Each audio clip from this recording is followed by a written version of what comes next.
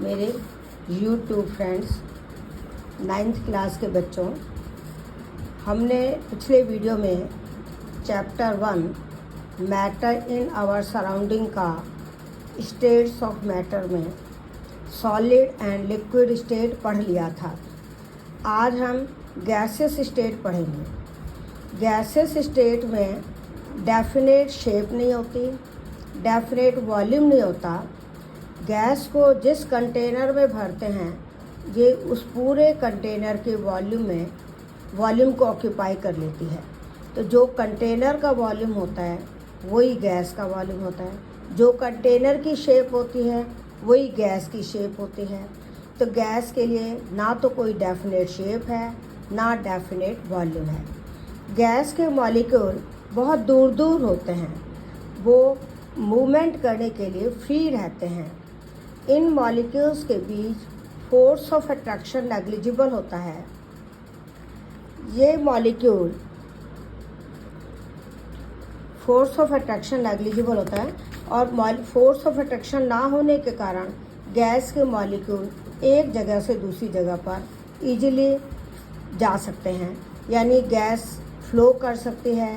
Gas high concentration से low concentration की तरफ डिफ्यूज हो सकती है, इसीलिए गैस को हम फ्लूइड कहते हैं।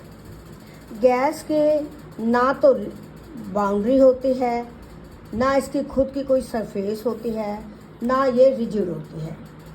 गैस हाईली कंप्रेसिबल होती है, यानी गैस के मॉलिक्यूल दूर दूर होते हैं।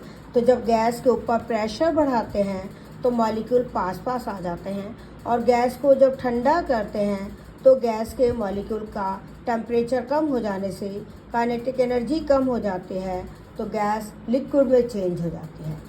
यानी घरों में जो सिलेंडर में गैस है वो हाई प्रेशर पर कम भरी हुई होती है, क्योंकि गैस हाईली कंप्रेसिबल है। गैस के पार्टिकल्स के बीच दूरी बहुत ज़्यादा है, फोर्स ऑफ अट्रैक्शन बहुत कम है, इसीलिए गैस को सिलेंडर के द्वारा एक जगह से दूसरी जगह ट्रांसपोर्ट कर सकते हैं। एलपीजी का पूरा नाम है लिक्विफाइड पेट्रोलियम गैस, जो घरों में फ्यूल के रूप में काम में ली जाती है। सिलेंडर में भरी जाती है एलपीजी, हाई प्रेशर पर भरी हुई होती है, और ये ब्यूटेन एंड प्रोपेन का मिक्सचर होता है। ब्यूटेन 4 कार्बन का हाइड्रोकार्बन है, प्रोपेन 3 कार्बन का हाइड्रोकार्बन है। एलपीजी गैस जो है इसमें स्मेल नहीं होती, और इसके लीकेज का पता करने के लिए सिलेंडर में एलपीजी गैस के अंदर इथाइल मरकैप्टन मिला दिया जाता है। इथाइल मरकैप्टन मिलाने से जब भी सिलेंडर में गैस लीक होती है तो उसकी बैड स्मेल आ जाती है, जिससे हमें पता चल जाता है कि अब सिलेंडर में गैस लीक हो रही है। अगर कभी सिलेंडर में गैस लीक हो रही हो तो आपको उसी समय दरवाजे खिड़कियां खोल देनी चाहिए। स्विच को ऑन है तो ऑन ही रहने दो, ऑफ है तो ऑफ ही रहने दो। स्विच को ऑन ऑफ नहीं करते, क्योंकि ये एलपीजी काफ़ी इनफ्लेमेबल गैस है। अगर स्विच ऑन ऑफ करते हैं तो उसके स्पार्किंग से गैस जल जाती है और घरों में आग लग जाती है। इसलिए एलपीजी को काम में लेते समय बड़ा ध्यान रखना पड़ता है। सीएनजी कंप्रेस्ड नेचुरल गैस है जो मीथेन है, और मीथेन को मार्श गैस भी कहते हैं, क्योंकि ये मार्शी एरिया दलदली एरिया पर पाई जाती है।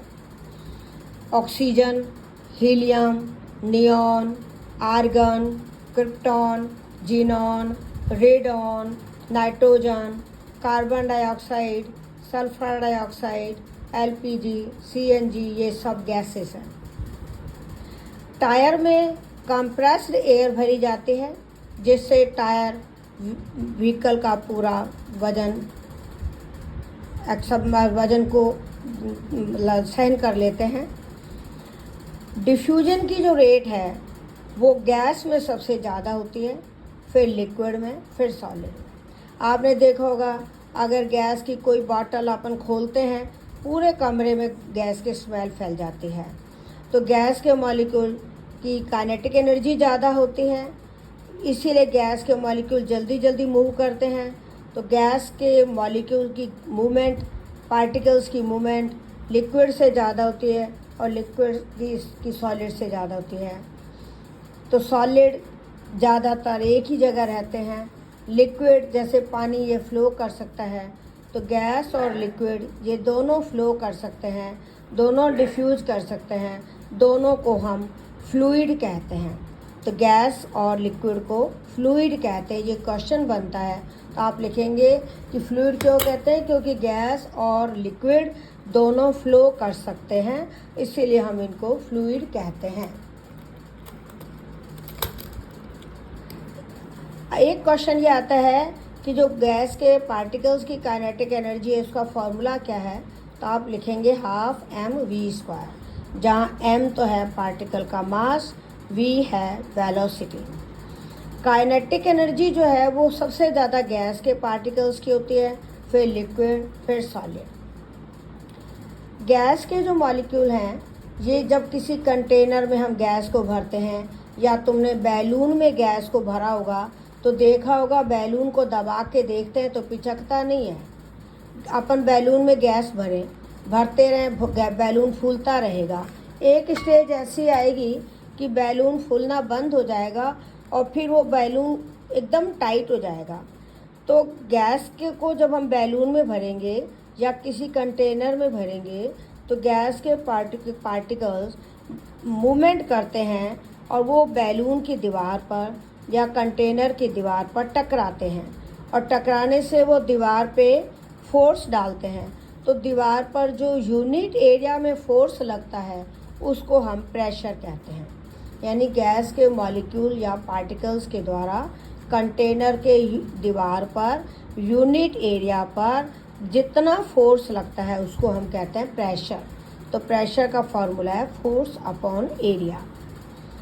डेंसिटी का ऑर्डर अगर ये भी पूछेंगे कि डेंसिटी सबसे ज़्यादा किसकी होती है, तो आप कहोगे सॉलिड की डेंसिटी सबसे ज़्यादा होती है, फिर लिक्विड की, फिर गैस की। डेंसिटी को हम डी से रिप्रेजेंट करते हैं। डेंसिटी होती है मास अपॉन वॉल्यूम, यानी यूनिट वॉल्यूम का मास, उसको हम डेंसिटी कहते हैं। तो सबसे ज़्यादा डेंसिटी है आयरन जैसे मेटल की, फिर है चॉक जिससे अपन बोर्ड पर लिखते हैं, उससे कम डेंसिटी है कॉटन क्योंकि वो फूली हुई रहती है, फिर उससे कम डेंसिटी है हनी शहद, वो गाढ़ा है, उससे कम डेंसिटी है लिक्विड पानी, और उससे कम डेंसिटी होगी धुआं। धुएं में क्या होता है, एयर भी होती है और अनबर्न्ड कार्बन पार्टिकल्स भी होते हैं। तो चिमनी से जो एग्जॉस्ट निकलता है, जो धुआं निकलता है, उसमें उसकी डेंसिटी पानी से कम होती है, और एयर की डेंसिटी और भी कम है। तो इसका मतलब सबसे ज़्यादा डेंसिटी किसकी होगी, सॉलिड की, फिर लिक्विड की, फिर गैस की। लिक्विड में भी अलग अलग लिक्विड की डेंसिटी अलग अलग होती है, सॉलिड में भी अलग अलग सॉलिड की डेंसिटी अलग अलग होती है, गैस में भी अलग अलग डेंसिटी होती है। और डेंसिटी होती है मास अपॉन वॉल्यूम, यानी यूनिट वॉल्यूम का जो मास है उसको हम डेंसिटी कहते हैं। ऑर्डर ऑफ डेंसिटी का फॉर्म वो बन गया, सॉलिड में सबसे ज़्यादा, फिर लिक्विड, फिर गैस। ये आपका क्वेश्चन आता है 9th क्लास के बच्चों के लिए। ऑर्डर ऑफ कंप्रेसिबिलिटी, कंप्रेसिबिलिटी मतलब दबाना, दबने का गुण। तो दबने का जो गुण है वो गैस में सबसे ज़्यादा है, फिर लिक्विड है, फिर सॉलिड है। गैस में सबसे ज़्यादा दबने का गुण क्यों है, क्योंकि गैस के पार्टिकल्स बहुत दूर दूर होते हैं, उनके बीच फोर्स ऑफ अट्रैक्शन बहुत कम होता है।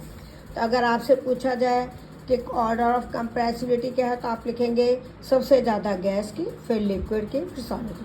अगर पूछा जाए गैस हाईली कंप्रेसिबल क्यों है, क्योंकि गैस के मॉलिक्यूल्स या पार्टिकल बहुत दूर दूर होते हैं, उनके बीच फोर्स ऑफ अट्रैक्शन बहुत कम होता है। लिक्विड में मॉलिक्यूल के बीच फोर्स ऑफ अट्रैक्शन ज़्यादा होता है, मॉलिक्यूल पास पास होते हैं, और सॉलिड में तो बहुत ज़्यादा फोर्स ऑफ अट्रैक्शन होता है, मॉलिक्यूल बहुत पास पास होते हैं। तो सबसे ज़्यादा कंप्रेसिबिलिटी है गैस की, फिर लिक्विड, फिर सॉलिड। अगर पूछा जाए ऑर्डर ऑफ रिजिडिटी, रिजिडिटी मतलब मजबूती, तो सबसे ज़्यादा मजबूत तो सॉलिड होता है, क्योंकि सॉलिड को तो हम दबा भी नहीं सकते। तो सबसे ज़्यादा रिजिडिटी है सॉलिड की, फिर लिक्विड की, फिर गैस की। ये सारे आपके क्वेश्चंस बनते हैं। ऑर्डर ऑफ फ्लूइडिटी, फ्लूइडिटी मतलब बहने का गुण, बहने का गुण जो है वो गैस में सबसे ज़्यादा है, फिर लिक्विड में है, फिर सॉलिड में, क्योंकि गैस के मॉलिक्यूल बहुत दूर दूर हैं, गैस के मॉलिक्यूल्स की काइनेटिक एनर्जी बहुत ज़्यादा है। अब है order of kinetic energy of particles, particles की काइनेटिक एनर्जी का जो ऑर्डर है वो गैस में सबसे ज़्यादा है, फिर लिक्विड, फिर सॉलिड। प्रेशर हमने आपको बताया था कि कंटेनर की दीवार के यूनिट एरिया पर गैस के मॉलिक्यूल जितना फोर्स डालते हैं उस फोर्स को हम प्रेशर कहते हैं, और प्रेशर की यूनिट होती है पास्कल यानी न्यूटन प्रति मीटर स्क्वायर। आजकल न्यूटन ऑब्लिक मीटर स्क्वायर लिखने की जगह न्यूटन मीटर -2 लिखा जाता है। फोर्स की यूनिट है न्यूटन, एरिया की यूनिट है मीटर स्क्वायर। अब एक पॉइंट ये बहुत काम का है कि आइस जो है, जैसे बर्फ़ जो है, पानी को आप फ्रीजर में रखते हो, बर्फ़ बन जाती है, तो बर्फ़ का जो वॉल्यूम है वो पानी के वॉल्यूम से ज़्यादा होता है।